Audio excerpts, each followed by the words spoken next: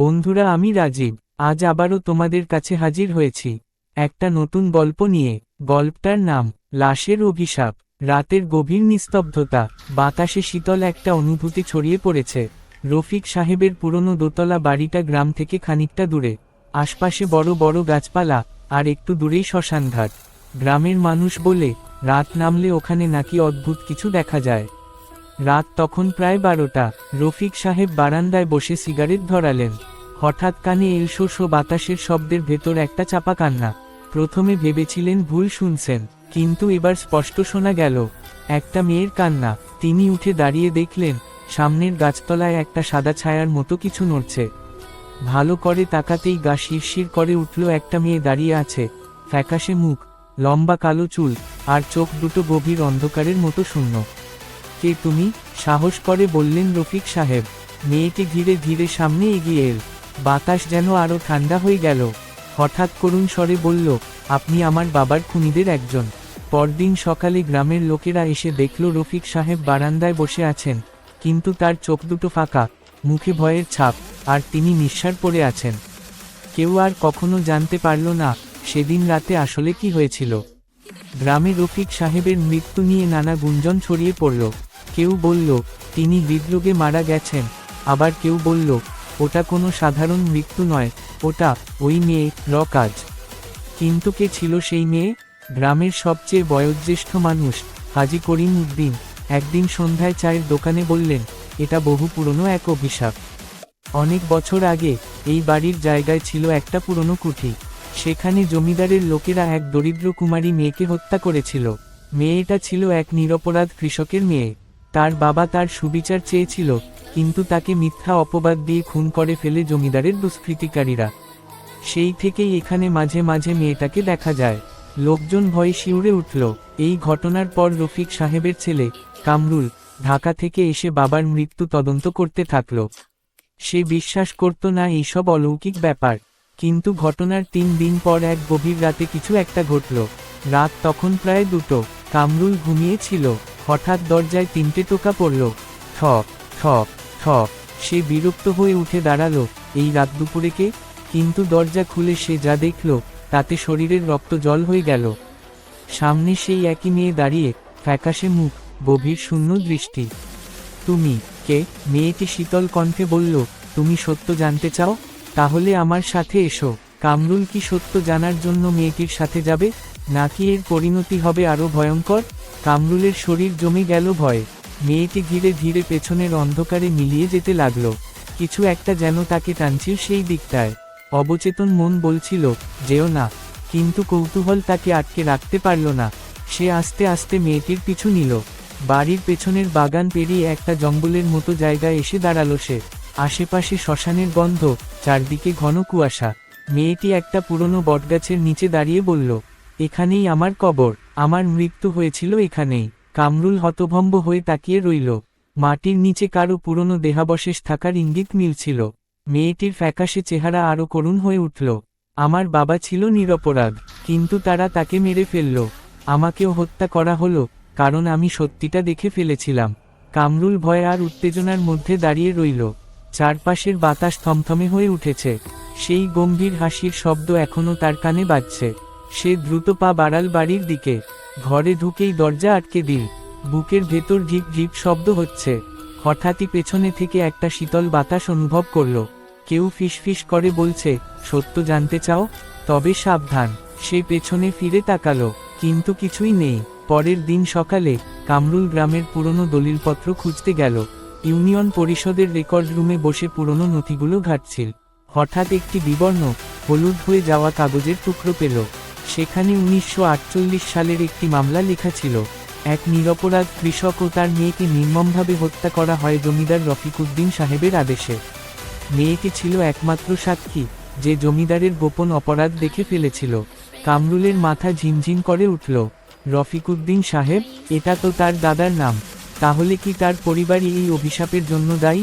রাত গভীর হলে আবার দরজায় সেই 3টা টোকা পড়ল। ঠক ঠক ঠক। কামরুলের গা শিউরে উঠল।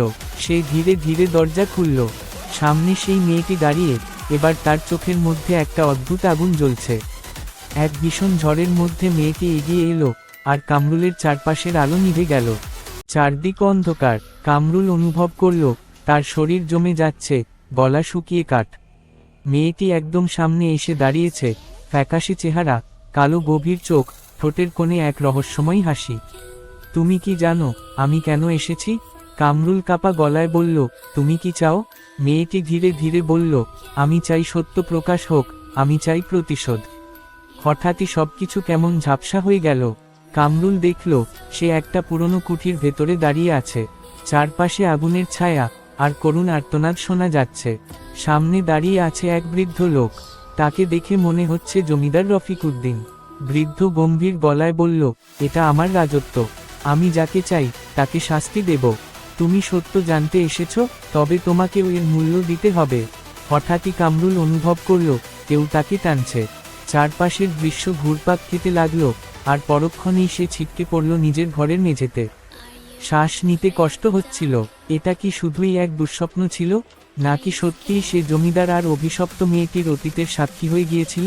পরের দিন সকালে কামরুল সিদ্ধান্ত নিল সে গ্রামের সবচেয়ে বৃদ্ধ লোকটার সাথে কথা বলবে, হাজী করিম উদ্দিনের সাথে। হাজী সাহেব তার কথা শুনে চুপ করে রইলেন কিছুক্ষণ। তারপর বললেন, বাবা, তুমি যা দেখেছ তা সত্যি। জমিদার রফিক উদ্দিন এক নিষ্পাপ মেয়েকে হত্যা করেছিল, আর তার আত্মা আজও প্রতিশোধের অপেক্ষায় আছে। সে শুধু চাইছে তার মৃত্যুর বিচার হোক। কামরুল চমকে উঠল। তাহলে কি তার নিজের রক্তের সম্পর্ক এই অভিশাপের কারণ? তাহলে এখন কি করবে সে? হাজী করিম উদ্দিনের কথা শুনে কামরুলের মাথা ঝিমঝিম করতে লাগল। তার নিজের দাদা, জমিদার রফিক উদ্দিন, একজন নিরপরাধ মেয়েকে হত্যা করেছিলেন। তার মানে এই অভিশাপ তাদের পরিবারেই লেগে আছে। কিন্তু এখন কি করা উচিত? হাজী সাহেব ফিসফিস করে বললেন, একটাই উপায় আছে বাবা, তুমি যদি সত্যিকার অর্থে এই আত্মাকে মুক্তি দিতে চাও, তবে তার কবর খুঁজে বের করো। তার আত্মার সাথে কথা বলো এবং তার বিচার দাবি করো। কিন্তু এটা কিভাবে সম্ভব? কামরুল রাত গভীর হলে একা বের হলো। হাতে টর্চ লাইট, বুকের মধ্যে ধুকধুক করছে। সেই পুরনো বটগাছের নিচে এসে দাঁড়ালো, যেখানে মেয়েটি তাকে আগের রাতে নিয়ে গিয়েছিল। চারদিক নিস্তব্ধ। হঠাৎ বাতাসে কেমন একটা শীতলতা ছড়িয়ে পড়ল। সে মাটি খুঁড়তে শুরু করল। কয়েক মিনিট পরই কোদাল থেকে গেল কিছু একটা শক্ত জিনিসে। একটা কাঠের বাক্স। সে ধীরে ধীরে বাক্সটা তুলল। বাক্স খুলতেই তার ভেতর থেকে বেরিয়ে এলো একটা ছেঁড়া শাড়ি, কিছু পুরনো অলংকার, আর একটা হলুদ হয়ে যাওয়া চিঠি। চিঠিটা খুলতেই অদ্ভুত একটা আওয়াজ শোনা গেল, আমাকে খুঁজে পাওয়ার জন্য ধন্যবাদ। কামরুলের হাত থেকে চিঠিটা পড়ে গেল। সামনে তাকিয়ে দেখে সেই মেয়েটি দাঁড়িয়ে আছে, কিন্তু এবার তার চোখে প্রতিশোধের আগুন নেই, বরং এক গভীর দুঃখ। আমার নাম ছিল রুকসানা, আমি শুধু চাই আমার আত্মা শান্তি পাক। তুমি কি আমাকে আমার ন্যায়বিচার দেবে? কামরুল ধীরে ধীরে মাথা ঝুঁকাল, কিন্তু হঠাৎ পেছনে থেকে কে যেন ফিসফিস করে বলল, তুমি সত্য জানতে চেয়েছিলে, কিন্তু তুমি জানো না, এই গল্প এখনো শেষ হয়নি। পেছনে ফিরে তাকাতেই কামরুল ধীরে ধীরে পেছনে ফিরে তাকালো। সামনে দাঁড়িয়ে আছে এক কালো ছায়া, উচ্চতা লম্বা, মুখ স্পষ্ট নয়, কিন্তু চোখ দুটি যেন আগুনের মতো জ্বলছে। হঠাৎ সেই ছায়া গম্ভীর গলায় বলল, এই মেয়ে তোমাকে যা বলেছে তা সত্য, কিন্তু পুরো সত্য নয়। কামরুল গিলে ফেলল নিজের থুতু। মানে? কালো ছায়াটা ধীরে ধীরে সামনে এগিয়ে এল। বাতাস ভারী হয়ে উঠল, আশপাশের গাছগুলো কাঁপতে লাগলো। রুকসানা শুধু নিরপরাধ মেয়ে ছিল না, সে নিজেও এক রহস্যের অংশ। কামরুল অবাক হয়ে তাকিয়ে থাকল। সে অনুভব করল শরীরের রক্ত হিম হয়ে আসছে। কালো ছায়াটা এখন একদম তার সামনে, কুয়াশার মতো আবছা, কিন্তু তবুও যেন কারো উপস্থিতি টের পাওয়া যাচ্ছে। তুমি কে? কামরুল ফিসফিস করে বলল, গলা শুকিয়ে গেছে তার। ছায়ার ভেতর থেকে আসা কণ্ঠস্বর ঠান্ডা, অথচ ভয়ানকভাবে স্পষ্ট। আমি রুকসানা। কামরুলের শিরদাঁড়া বেয়ে ঠান্ডা স্রোত নেমে গেল। রুকসানা তো মৃত। কামরুল ঘুরে পালানোর চেষ্টা করল, কিন্তু তার পা যেন মাটিতে গেঁথে গেছে। দমবন্ধ লাগছে, চারপাশের বাতাস ভারী থেকে ভারী হয়ে উঠছে। কালো ছায়ার ভেতর থেকে ধীরে ধীরে একটি মুখ স্পষ্ট হয়ে উঠল। চোখজোড়া জ্বলজ্বল করছে, ঠোঁটের কোণে এক অদ্ভুত হাসি। কামরুল কথা বলার শক্তি খুঁজে পেল না। সে জানে রুকসানা কয়েক মাস আগে নিখোঁজ হয়েছিল।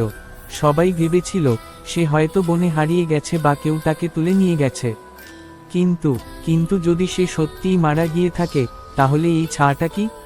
তুমি কি জানো আমার সঙ্গে কি ঘটেছিল? কামরুল দিশেহারা হয়ে মাথা নাড়ল। তাহলে এসো, তোমাকে সত্যিটা দেখাই। আচমকা চারপাশের বাতাস এক বিকট শীতলতা নিয়ে ঘুরপাক খেতে লাগলো, আর কামরুল অনুভব করল অদৃশ্য কোনো শক্তি তাকে টেনে নিয়ে যাচ্ছে অন্ধকারের গভীরে। কামরুল অনুভব করল শরীরটা হালকা হয়ে আসছে, যেন ধীরে ধীরে মাটির টান থেকে মুক্ত হয়ে শূন্যে ভেসে যাচ্ছে। চারপাশে অন্ধকার, শুধু রুকসানার চোখের সেই অদ্ভুত জলজলে আলো দেখা যাচ্ছে। হঠাৎ করেই দৃশ্যপট বদলে গেল। সে দেখল তারা এখন একটা পুরনো ধুলোমাখা ঘরের ভেতর দাঁড়িয়ে আছে। দেওয়ালগুলোতে ছোপ ছোপ দাগ, মেঝেতে শুকনো রক্তের দাগ। কামরুলের হৃদস্পন্দন বেড়ে গেল। এটা কোথায়? রুকসানার মুখে একটা তিক্ত হাসি ফুটল। এটা সেই জায়গা যেখানে আমার জীবন শেষ হয়েছিল, কিন্তু আমার গল্প নয়। কামরুল শ্বাসরুদ্ধ হয়ে চারপাশ দেখল। হঠাৎ সে শুনতে পেল ফিসফিস আওয়াজ, যেন কেউ কানাঘুষা করছে। দেয়ালের ছায়াগুলো কাঁপছে, নড়াচড়া করছে, যেন তারা জীবন্ত। তারপর আচমকা ধপ, একটা লাশ মেঝেতে আছড়ে পড়ল। কামরুল আতঙ্কে পেছনে সরে গেল। লাশটা উল্টে গেল নিজে থেকেই, আর তখনই সে দেখতে পেল ওটা রুকসানারই শরীর, কিন্তু সে তো এখন তার সামনে দাঁড়িয়ে আছে। তাহলে? রুকসানার চোখ দুটো কামরুলের দিকে ঘুরে এলো, গভীর শূন্য দৃষ্টিতে তাকিয়ে বলল, তুমি কি জানো কে আমাকে হত্যা করেছিল? কামরুলের গলা শুকিয়ে গেল। সে মাথা নাড়ল। রুকসানা ধীরে ধীরে তার দিকে এগিয়ে এল, তারপর ফিসফিস করে বলল, তুমি, কামরুল, তুমিই আমাকে মেরেছিলে। কামরুলের মাথার ভেতর সবকিছু চক্কর দিতে লাগলো। না, এটা সত্যি নয়, আমি কিছু করিনি। কিন্তু রুকসানার ছায়া ধীরে ধীরে তাকে ঘিরে ধরতে লাগলো, আর ফিসফিস শব্দগুলো চিৎকারে রূপ নিল। সত্যিটা মনে করো, কামরুল, সত্যিটা মনে করো। কামরুল দম বন্ধ হয়ে আসছে। মনে হচ্ছে পুরো পৃথিবী ঘুরে যাচ্ছে। তারপর সব অন্ধকার হয়ে গেল। চারপাশের অন্ধকার ধীরে ধীরে মিলিয়ে যেতে লাগলো। কামরুল বুঝতে পারল সে মাটিতে পড়ে আছে। মাথার ভেতর এক অদ্ভুত যন্ত্রণা, বুক ধড়ফড় করছে। রুকসানার ছাটা আর নেই, কিন্তু তার কথাগুলো বাতাসে প্রতিধ্বনিত হচ্ছে। সত্যিটা মনে করো, কামরুল। কামরুল চেষ্টা করল মনে করতে। সেদিন বিকেলে রুকসানা তাকে ডেকেছিল এই পুরনো বাড়িতে। তার চোখে মুখে ভয় আর অস্থিরতা ছিল। কামরুল, আমি একটা সত্যি জানতে পেরেছি। তুমি বিশ্বাস করবে না। কামরুল বিরক্ত হয়েছিল। এখন আবার কি নতুন কাহিনী? রুকসানা কাঁপা কাঁপা গলায় বলেছিল, আমার বাবার মৃত্যু কোনো দুর্ঘটনা ছিল না। কেউ ওকে খুন করেছে, আর আমি জানি সেটা কে করেছে। কামরুলের বুক ধক করে উঠেছিল। সে জানত রুকসানা সত্যিটা ঠিকই জেনে গেছে, কারণ রুকসানার বাবাকে খুন করেছিল কামরুল নিজেই। ব্যবসার লোভে, টাকার নেশায় সে নিজের সবচেয়ে কাছের বন্ধু রুকসানার বাবাকে হত্যা করেছিল। আর এখন রুকসানা জানে সবকিছু। রুকসানা তখনও কথা বলছিল, আমি পুলিশের কাছে যাব, আমি জানিয়ে দেব কে দায়ী। কামরুল আর কোনো উপায় দেখেনি। ক্রোধ আর আতঙ্কে সে সামনে রাখা লোহার রডটা তুলে নিয়েছিল। একবার, দুবার, তিনবার রুকসানা নিস্তেজ হয়ে পড়ে গিয়েছিল মেঝেতে। আমি রুকসানা। কামরুলের শিরদাঁড়া বেয়ে ঠান্ডা স্রোত নেমে গেল। রুকসানা তো মৃত। কামরুল ঘুরে পালানোর চেষ্টা করল, কিন্তু তার পা যেন মাটিতে গেঁথে গেছে। দমবন্ধ লাগছে। চারপাশের বাতাস ভারী থেকে ভারী হয়ে উঠছে। কালো ছায়ার ভেতর থেকে ধীরে ধীরে একটি মুখ স্পষ্ট হয়ে উঠল। চোখজোড়া জলজল করছে, ঠোঁটের কোণে এক অদ্ভুত হাসি। কামরুল কথা বলার শক্তি খুঁজে পেল না। সে জানে রুকসানা কয়েক মাস আগে নিখোঁজ হয়েছিল। সবাই ভেবেছিল সে হয়তো বনে হারিয়ে গেছে বা কেউ তাকে তুলে নিয়ে গেছে। কিন্তু যদি সে সত্যিই মারা গিয়ে থাকে, তাহলে এই ছায়াটা কি? তুমি কি জানো আমার সঙ্গে কি ঘটেছিল? কামরুল দিশেহারা হয়ে মাথা নাড়ল। তাহলে এসো, তোমাকে সত্যিটা দেখাই। তো মুখে ভয়াবহ আতঙ্কের ছাপ। কেউ জানল না সে কি দেখে মরেছে। কেউ জানল না রুকসানা কি সত্যিই ফিরে এসেছিল, নাকি এটা ছিল তার পাপের পরিণতি। কিন্তু যেদিন কামরুলের লাশ বের করা হলো, তখন বাতাসে যেন এক ফিসফিসে আওয়াজ ভেসে এলো। ন্যায় বিচার হয়েছে। বন্ধুরা, এই ছিল আজকের গল্প। গল্পটা ভালো লাগলে চ্যানেলটা সাবস্ক্রাইব করে দেবে, আর একটা লাইক করে তোমাদের মূল্যবান কথা কমেন্ট করে দেবে। ধন্যবাদ।